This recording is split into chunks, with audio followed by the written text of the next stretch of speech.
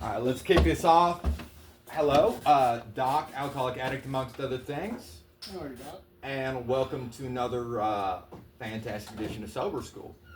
Upon request, I'm gonna do my testimony, basically, because I've never done it before, all in one sitting.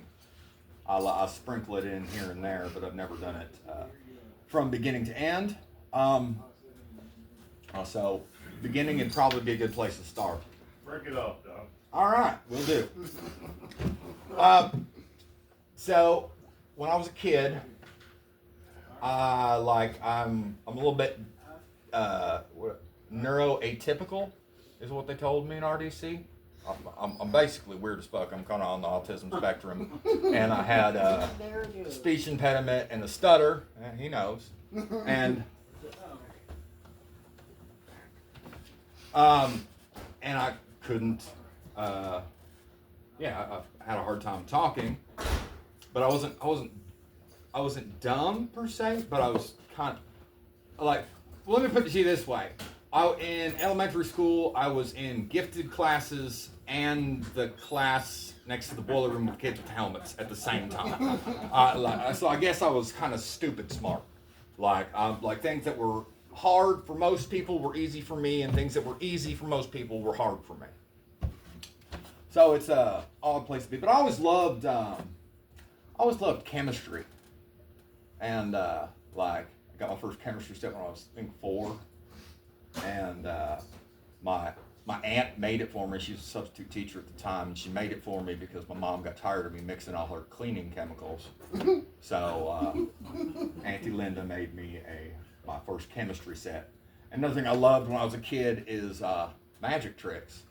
I was pretty good at sleight of hand and stuff, and so if you like magic and chemistry, drugs seems like an obvious fit.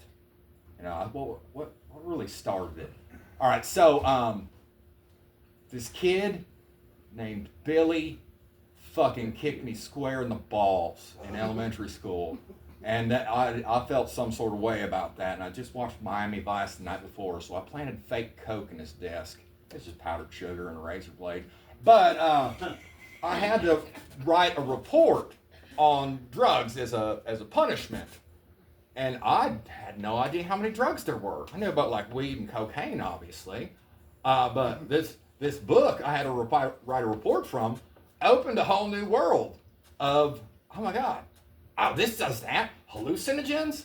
There's different stimulants. Oh man, there's a market for this ADHD medication I'm on? Sweet. Truly enlightening, to my detriment. I got in trouble a lot in school. Got suspended quite a bit. I had an FBI number before middle school, and I'm not even kidding about that. I'm not gonna go into that. I'll tell you guys that story some other time. But got suspended a lot. I was medicated from age 4 to about 2 years ago, and 20 minutes ago. 2 years ago to the day, actually. Yeah.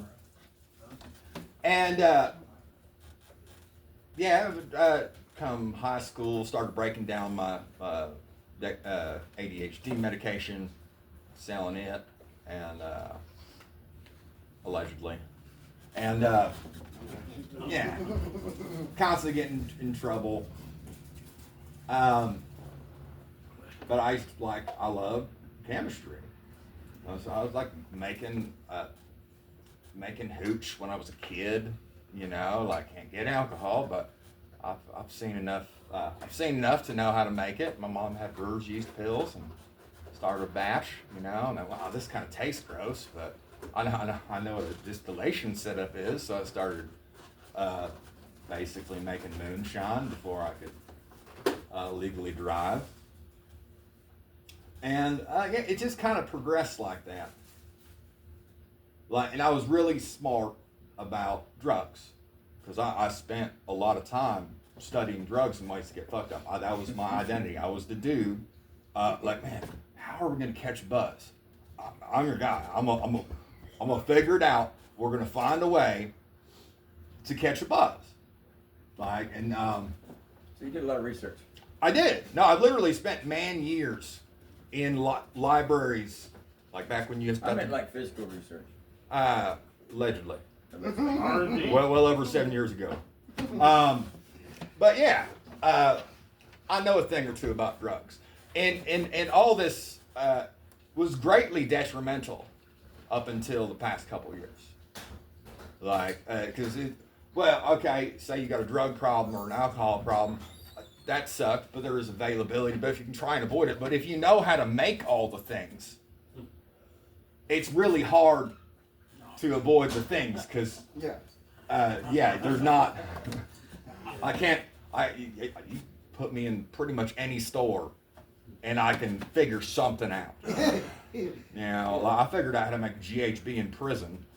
I fucking took like 2 weeks, but you can do it. Only with stuff off commissary in a microwave. It's entirely possible. But I'm not gonna war store it. But yeah, like that shouldn't be possible. But I found a way. Yeah. And all right, so I think 2007, first time I got in trouble. Like, made a phone call for a friend of my ex's, and he apparently, my ex, who had a tendency to be some sort of a see you next Tuesday at times, self-professed, pissed him off, and he got in trouble stealing copper at his work, so he wore a wire on us. So I got a class B felony, and did some time, and then got let out on community corrections, and went through that. Did okay for a while. Started to get things back together. Ultimately, ended up buying a house, and broke it off with baby mama because I'm not gonna go into that. But it's not healthy. We were trying to co-parent, but it's just not a healthy dynamic. So I got with this chick, a friend of mine, actually a friend of her other son, my son's half brother. She was really cool, and she had this. She had an autistic kid, and I had an autistic kid, and she had 3 kids. One of them was autistic. It's my dude. I worked with him, and I taught him sign. He was nonverbal, and he wore a diaper and ate with his hands. And I started working with him, and I had him signing within 2 weeks, and within a month he was saying his first words. It was hugely love it, love the kids. Then I started noticing my floor tabs were running out faster than they should.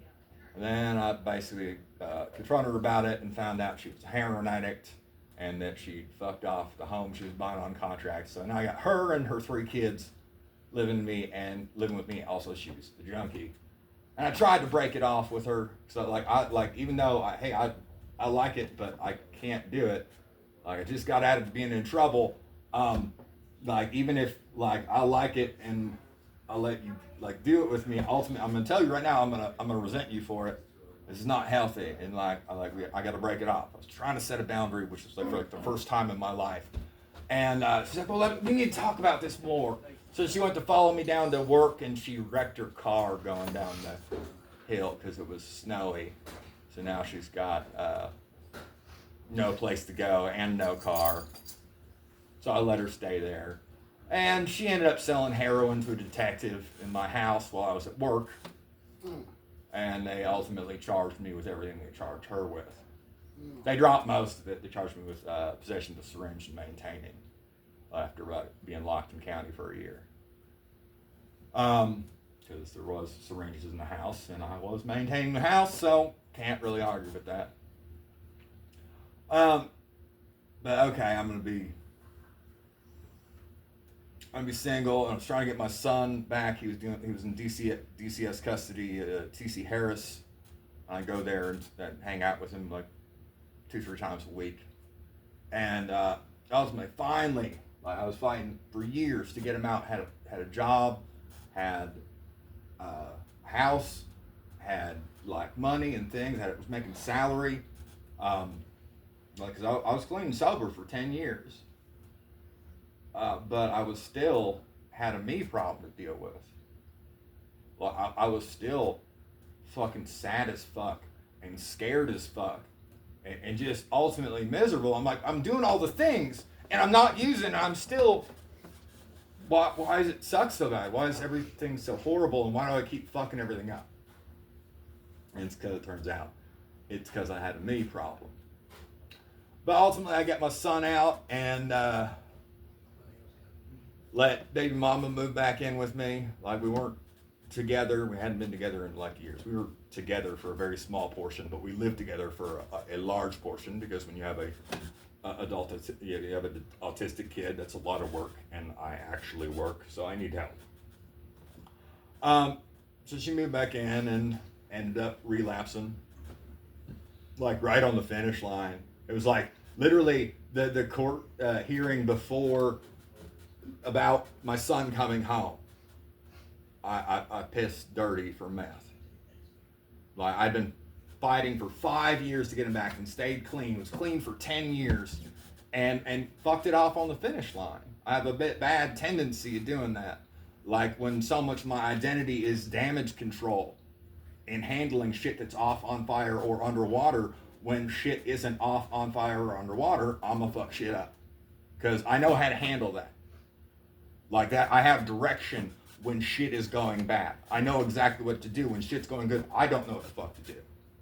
It makes me I get very stressed out. And it puts an edge on that I look for something to take off of. And like I said, I was still scared. I was scared to open my fucking mail. I couldn't look at a coupon because there might be a fucking bill underneath. And because of that, all right, so I missed my property taxes, and then I finally found out when it was almost too late, and I was so stressed out, I wound up in the hospital getting a blood transfusion on the day of the tax sale, and I lost my $200,000 house over $900 worth of property taxes. They kicked me out during COVID, right at the end of COVID, and me and baby mama and my adult autistic son, who happens to be 6'5", 6'6", about 320, big dude, we're living in my Subaru station wagon. And we'd I had a little hustle where I made a gravity separator that you could clean. You put in the 50 cents in the car vacuum and shit after you dumped it out. I had this bucket and it would actually separate out the change. I had a little circuit, hit all the gas stations, make sure I had gas. And I'd look for stuff on the curb to fix or post on Marketplace. And one of those things I found on Marketplace was a lawn roller, and I sold it to this one dude, actually right up the street from where my house was at. And I was talking about, I was thanking him for just buying it. And he's like, man, you guys are you staying in your Subaru? And I'm like, yeah. I'm looking for work, and he knew a guy. So I started working for him, and he was kind of an asshole, like self-professed. And he was a little abusive verbally. He even put his hands on me one time. I was all fucked up. But at least got me out of the Subaru, got enough money put together to get a week at the Lincoln Lodge Motel. I don't know if you've ever been at the Privilege. It's quite an establishment. But I lived there for 2 years. And remodeled quite a few of the bathrooms there while I was there. But I was doing good, and then I was trying, man, the last winter was like, I didn't get to get anything for my son for Christmas, we were sleeping in the car. I'm like, man, I want to do something for him this year. And my boss was putting together, he bought a big closeout of a holiday seasonal store. He said, well, just help me organize everything and put prices on stuff. And I'll give you give you as many hours as you want. It's right before Thanksgiving. And I'm like, okay, bet. I got a fucking dime and some crank for some dude up the hall. And I didn't end up doing it. I worked 18 hours. And I didn't do it. I just got something in case I needed to do something, you know, because I'm like, I'm gonna make sure I give my son Christmas this year. And work, make it back to the motel, and fell asleep in the Subaru with my foot on the brake pedal, smoking a cigarette. And cops came to do a welfare check. Possession with prior. Threw me in jail. Ultimately got out on bond, ended up fucking it up and crashing my car, going to fucking nodding off, and missed court date. And it was just calamity after calamity. And long story short, so cops came and got me. But my ulcer was so bad at that point, I bled out so much. When they took me to the county jail, they wouldn't even take me. Like, the medical staff, Corey, he said, no, I don't like the way he sounds, I don't like the way he's moving, I don't like what color he is, because I was green. So they took me straight to the hospital, dropped me off, didn't even handcuff me. Right, we'll find them later. Had to get 4 or 5 units of whole blood and 7 units of plasma. You've got what's called your hematocrit, your hemoglobin content of your blood, supposed to be 14. Mine was 3.2. Literally, like the medical staff at the jail had never heard of anybody who was ambulatory, still able to walk with hemoglobin level out low. And all right, so they let me out of the hospital, gave me a lift back, a lift ride back to the Lincoln Lodge, and I'm like just happy to be back. And I go to the gas station and to get some chocolate milk, settle my tummy, get my boy some Flamin' Hot Cheetos because that's his shit. And as I'm coming back, I see a bunch of sheriff's cars parked at the end of the building. I know, I'm on to you. So I fucking just keep driving, go around, park down a fucking field, and just camp out for a couple hours. And then I go back. I'm like, it's been like 2.5 hours. It's cold. My window was broken out because wrecking my car, and it was the winter and it was snowing. I just fucking hunkered down, but I couldn't take it anymore, so I went to go back. Yeah, all the cars were gone. Well, save for one that was hiding in the shadow at the end of the building. So I put my signal on to turn, and then I see him, and I take my signal off, and he saw me see him, and fucking he took cherries and berries. He was on my ass.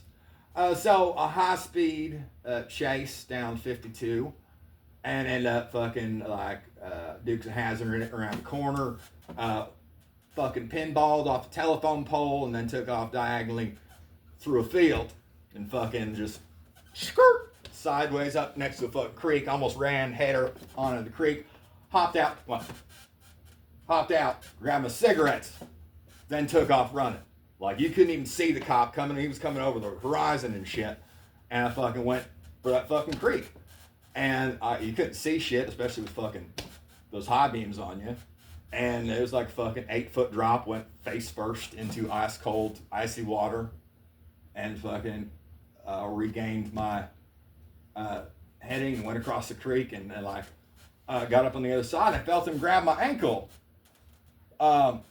I'm like, how the fuck did he get here so fast? Well, it wasn't him grabbing my ankle. I was just on an adrenaline rush, and I was being mauled by a police dog. So, like, by that time, the cop was wading across the creek, and he was nonplussed to be standing in icy flowing water, and had his gun drawn. He said, like, you have to get down. I'm like, okay. The dog was still chewing on my leg. He's like, roll over. I'm like, I can't. He won't let go of my leg. Roll the fuck over. And the gun right in my face. I roll over, and dog's teeth rake across my ankle. Cuffs me up. I'm like fucking laying in thorn bushes. But I'm bleeding pretty fucking bad. And I just got this blood back. And it's leaking out of me. So he's driving I was only driving like 88. He's driving like 140 to the hospital. 19 stitches later, and was in county. They kept me this time. A couple weeks in medical. Finally made it to the back. and freaking the fuck out. Yeah, because class C. I forget how it works now. Because of priors. Because I got caught with 0.2, like less than a quarter gram. And I'm freaking out, and I'm talking to medical and mental health lady. Much love, Miss Carly. And there's the other one. She was just super nice too. And they're like, "Man, we got this program here. I really think you'd be a good fit for it." And I had some friends in the pod and shit. Like, I'll think about it. And I'm like, they kept asking. I'm like, okay, yeah. I want to do something's got to change because what I've been doing isn't working.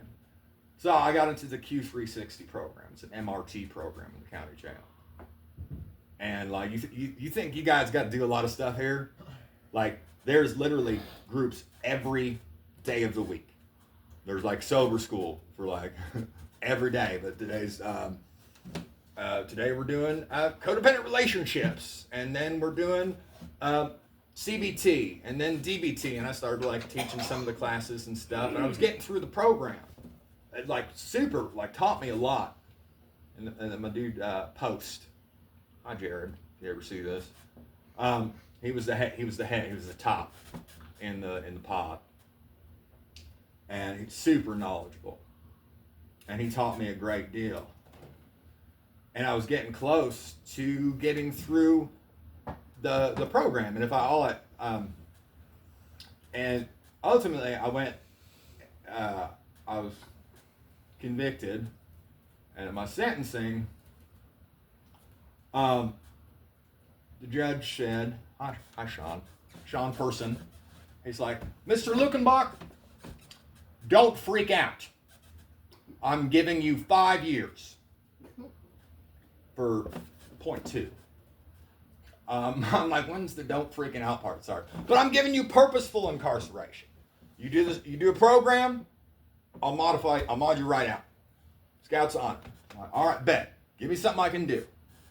Because I was already doing a program.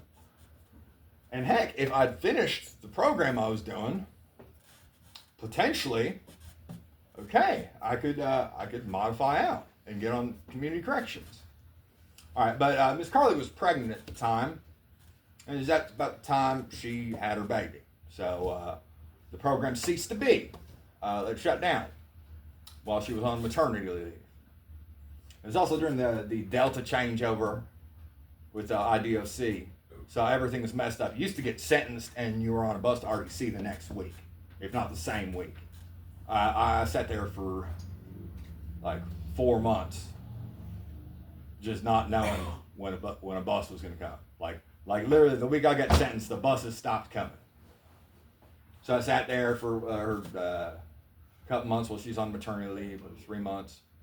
And then the program got started back up again, and I'm like, okay, fuck yeah. I can finish this, and I can modify out and get back to my boy. So, and I wake up one morning, and they're like, Lukenbach, pack your shit, you're going to RDC. Like right before I finished the program, like I used to modify out, they send me to RDC. All right, you know how RDC usually spend like a month there? I was on the range for 58 days. Because Delta changeover, you know. Like, and I'm like, oh, fuck. You can only read 1/3 of a romance novel for so long, you start losing your shit. But ultimately, I'm polite, and I ended up getting on the maintenance staff there, and just doing dirty shit and cleaning out air ducts and changing filters and stuff. About the time I got on as a runner and doing maintenance, okay, Lukenbach, pack your shit, going to prison. I'm like, fucking right when I think things, okay, I can do maintenance, that's my shit. Get on, okay, you're going to prison. So they put us in the van and said, once the van starts rolling, we'll tell you where we're going. All right, well, this doesn't bode well. So the van starts rolling, and the driver says, you guys are going to Newcastle. I'm like, holy fuck, I think I'm on the wrong van. Yeah, because like I'm not sure if you know about Newcastle, but it's like somewhere between 60 and 70% sex offenders. And considering I had a fucking possession with a prior, it didn't make sense.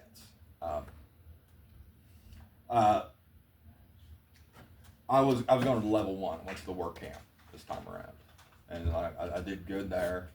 Got a job right away, cleaning the downstairs bathroom on my side, and so after about 4 months, I finally got state pay.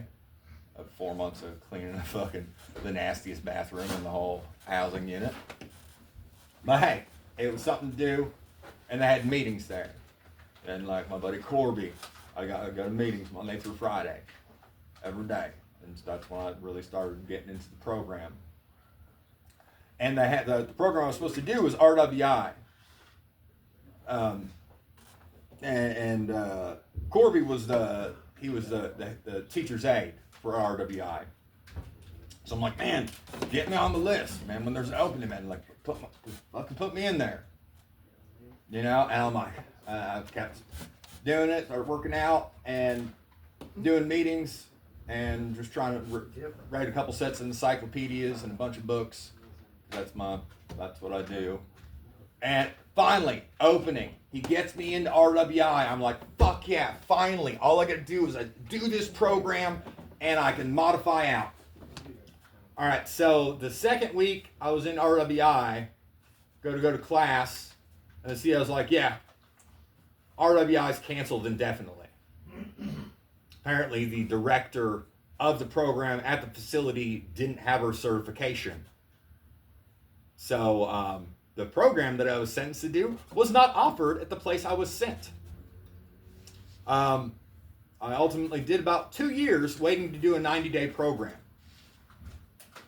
But during that time, I took every class they had there. Ultimately took over as a serve clerk, helping the case managers and teaching classes.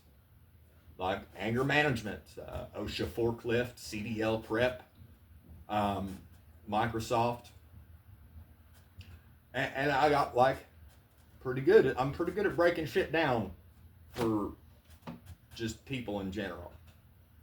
And I was working a program, and I wrote my judge. I'm like, hey, not sure if you're aware of this, but you know that thing you sentenced me to do? I can't do it here. And I had my brother helped me apply to the Lighthouse, and I got accepted. And ultimately, I was still a long ways off. And they said, okay, we're giving you a modification hearing, like a Zoom hearing. And it just turned out to be a phone call in the case manager's office. And I was pretty much in tears and shaking because I'm just like, I've been freaking out for 2 years, not knowing what the fuck was going to do or what the fuck I should do or what the fuck I could do. And so got on the phone with the judge. He's like, Mr. Lukenbach, you're like, because you got the report of everything I'd been doing, and they spoke highly of me. And, okay, I'm going to grant your modification. Then he hung up the phone. They didn't tell me what the fuck that meant. Like, I've been waiting to find something out for 2 fucking years. Okay, we're going to grant it. Click. And that was 2 years ago today. Because that was when I stayed fucking clean the whole time I was in fucking prison. Then relapsed right after I got my modification. Because, yeah, because I got fucking shit up on the finish line. As is my custom. But I got out. Like, ultimately, like, and as I was getting ready to get out, I got served with a eviction case judgment against me for the Lincoln Lodge Motel that I hadn't lived in 2 years, which was super cool. I'm like, how the fuck are you gonna evict? Basically, baby mama never left. So I had originally rented the room, so I have an eviction on my record because of that. And that was like 2 days before my modification hearing, and then on 30 minutes before they kicked me out the door, they gave me paperwork saying that I was losing guardianship of my son, and because baby mama, she got arrested, and since I was incarcerated, and she because I was incarcerated. If it had been one day later, I would not have been incarcerated, and I could have still had guardianship. But by one day, okay, and then so I'm just relapsed. I'm freaking the fuck out, and then go to processing, and they drove me here. I still remember the smell of the fucking IDOC transport van. It's like 50-50 fear and Funyuns. And remember a healthy sprinkling of BO. But it was super nice to be outside and in the vehicle. Got here. And, I was still kind of freaking out, but man, I'm going to do this. I got to do this. And, like I've said before, I thought this kind of sounded like a cult. This seems like some weird cult stuff. A bunch of people chanting in church basements doesn't sound like normal shit. But due diligence as a lay scientist, I need to, I can't just think it's wrong, I have to prove it wrong. So, all right, I'm going to do this. I'm going to do anger management. I'm gonna get a sponsor. I'm gonna go to meetings. I'm gonna get a job. I'm gonna work these steps. That's what I did. I ended up going back to work like the day after I got out for that one dude I was working for when I got arrested, and worked for him for a decent amount of time. I think I was telling the story yesterday. He ended up getting me for like 17 grand. I made $714 in 5.5 months working 7 days a week. It's not quite adequate compensation. I just look at it now as a very expensive vocational training school. Because he taught me a lot of stuff to do, how to do a lot of things, also a lot of things not to do. So I'm gonna find good in that. And he was still, I made amends to him not too long ago because he was still on my amends list for before. Like what he did was not okay, but that does not negate what I did. I still owed him an amends, and that is very important for me. It's kind of hard to make, but I still owed it to him. All right, so going through this program, and get to the 9 months point, and I'm not planning on going anywhere. Don't got anywhere to go, so I'm sticking with it and doing good. And the house manager at the time relapsed, and a couple times fell off the wagon hard, and there was nobody else. There was nobody to run the house. So I was asked. So I stepped up, and I took over running the house. I had no instruction. I did not have. I didn't have passwords to things. Like for the first week before I found the key, I was shimming the padlocks to dispense meds every morning. Wow. I'm gonna do what I gotta do to keep this house afloat because everybody was freaking out. And it's like when I know I care about people in this house. So I gotta do whatever it takes. You know, it's just like the Wi-Fi password says. You know, yeah. Like by any means necessary. All right, I gotta keep this place going because this place helped me. This place is important. So I took over running it for a while. But by that time I had a full-time job and my own business. I did not need more to do, but it was important. It was the next right thing. So that's what I did. And I stayed here even after I trained up people to take over what I was doing. I stayed on to teach classes and stayed working with my sponsor and working these steps and working with you guys. it's been hugely rewarding. I couldn't, like, even looking at me 2 years ago, much less like 5, 10, 20, like, I would never see me here. I am deathly afraid of public speaking. I hate it. I'm super nervous. The reason I say and like so much is I'm fighting the urge to stutter. So I wasn't in here. Do you feel confident now that if you're at the finish line or something that you're not gonna? Yeah, because I've got a system now. Like, I've got a defined program. Like the just for today was what if, and what if? It doesn't fucking matter. It now to this point, if things are going bad, you know what I'm gonna do? I'm gonna pray on it and do the next right thing. That's it. Like, I can have goals, but my plans have to remain flexible. Instead of just having a specific plan, I have a system of attack. I have a program, if you will. And by doing this and applying this, by practicing these principles in all of my affairs, because this is like there's nothing I can't handle. And if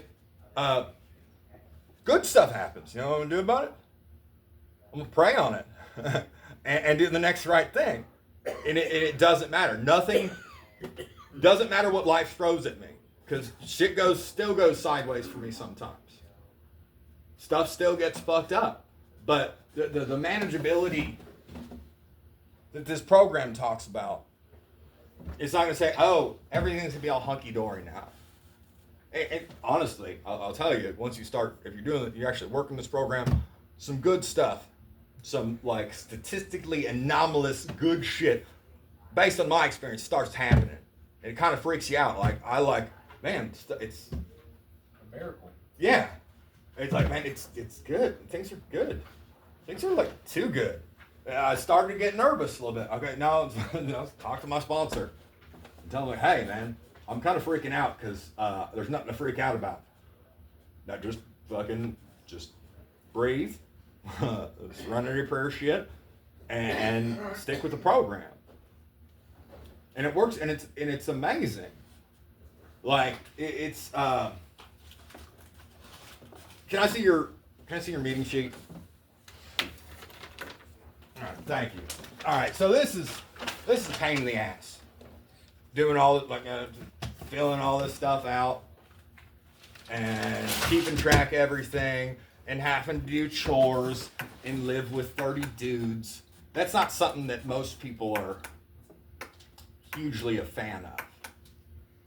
But these are little next right things. And it's a system. It's establishing a system, a way of living. And it's just like, all right, so if I try and like balance this piece of paper on my finger, it doesn't matter if I go this end or that end, or like maybe I fold it and it'll work for a while, but I wind up in the same spot every time.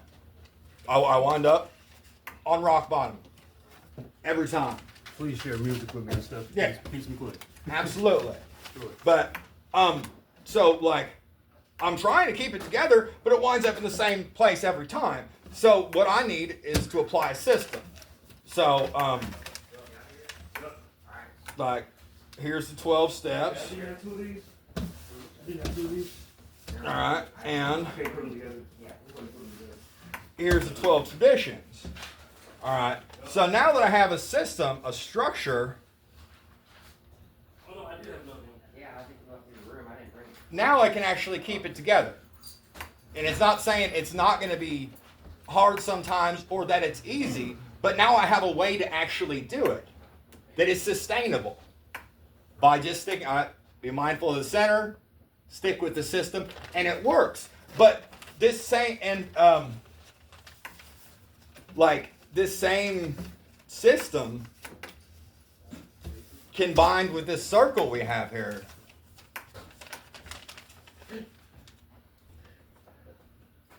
is amazing.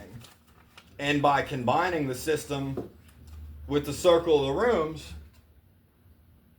you can actually get somewhere.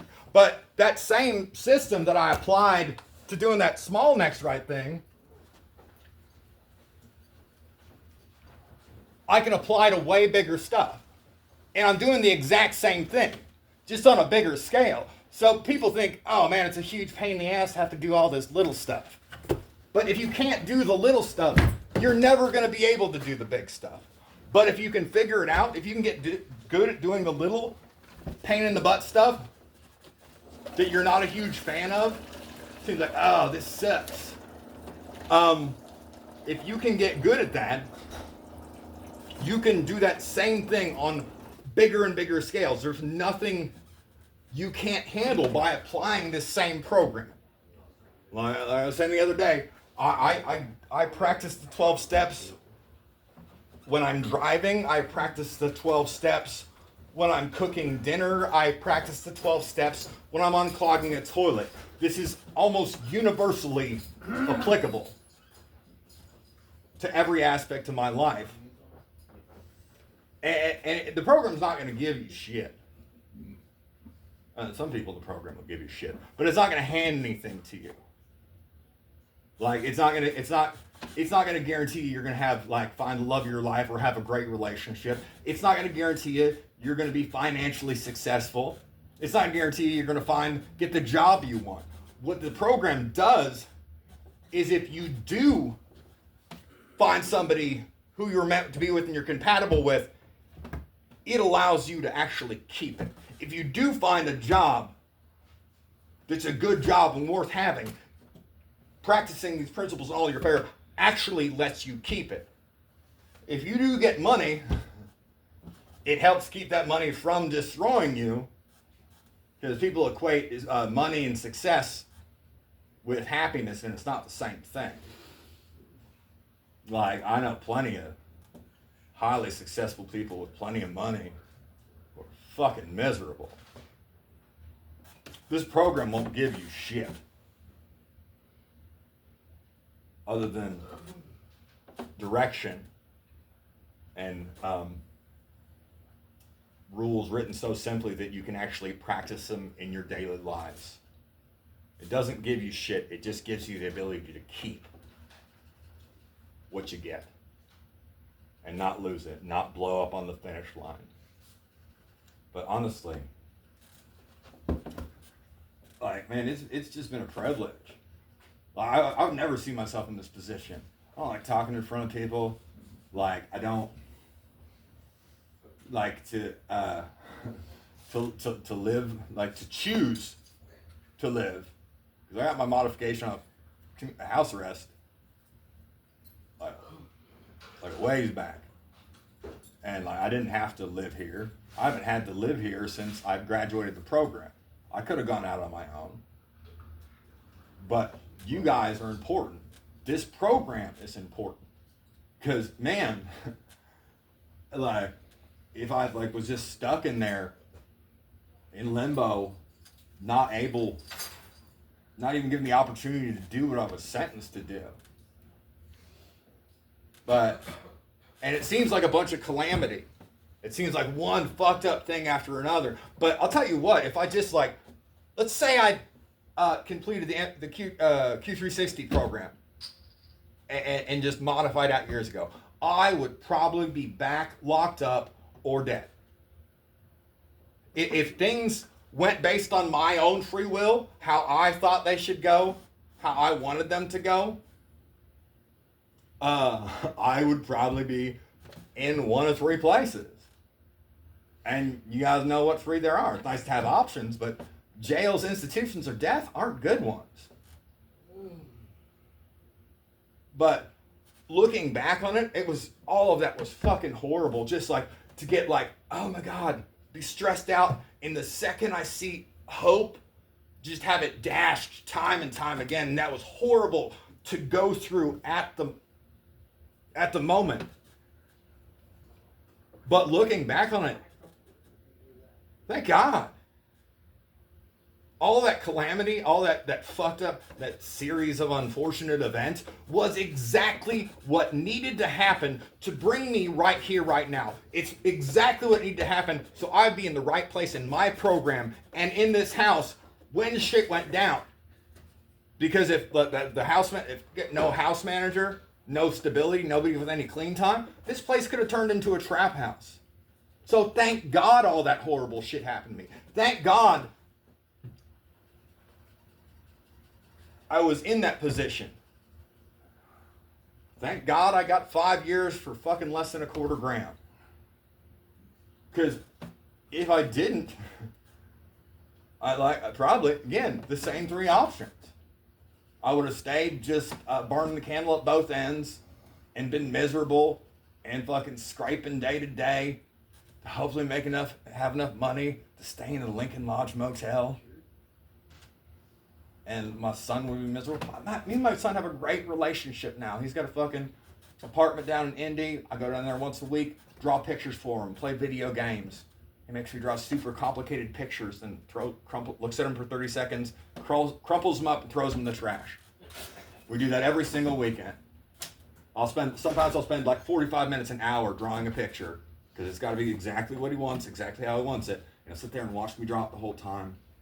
Look at it, crumple it up, throw it in the trash. Do it all day.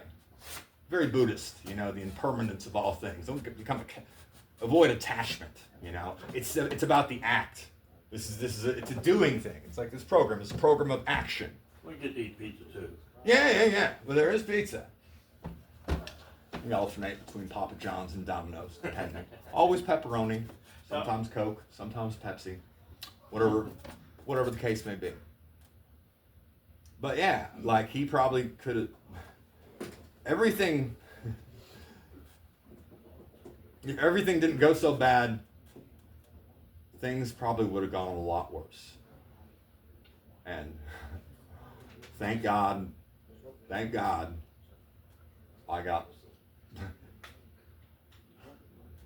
busted with less than $250,000. Got what you needed when you needed it. Yeah. Thank God you didn't get busted with more than that. Well, yeah, that too. But like, see, the fucked up thing is, I didn't get high. If I'd have gotten high, none of this would have happened. I would have not fallen. I would have not fell asleep in a fucking car. That's for sure. Maybe fucking got caught like alphabetizing a fucking toolbox or something. But I wouldn't have fucking fell asleep in the car if I'd have used. So I got a drug charge because I didn't get high. If I had gotten high, I'd have still been stuck in it. Only in America. America. But thank God I did. Like a lot of people say, man, going to jail saved my life. No. On so many levels, going to jail really did save my life. From a medical standpoint, because I was this fucking close to death. And just from a spiritual standpoint, because I was this fucking close to death. So thank God. But yeah, that's my testimony.